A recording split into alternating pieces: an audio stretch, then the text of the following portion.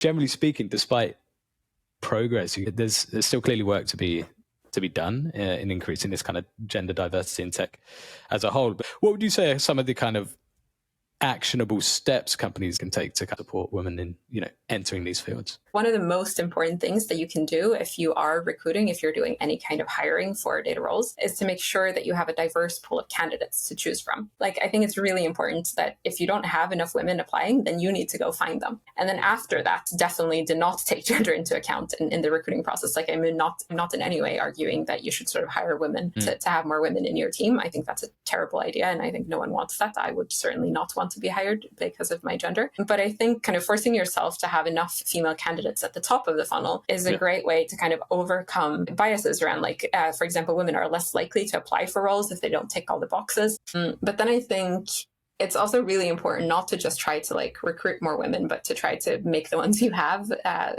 happy and get them to stick around.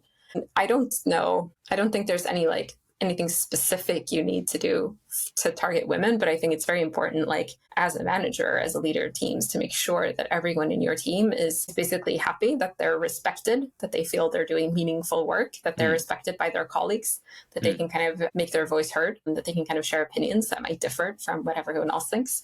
So sort of psychological safety. Exactly. And I think this isn't specific to women, but I think it's when I hear about women who kind of leave toxic environments, it's very often because their teams have failed to provide that kind of safe environment. So I think that's really important. Yeah.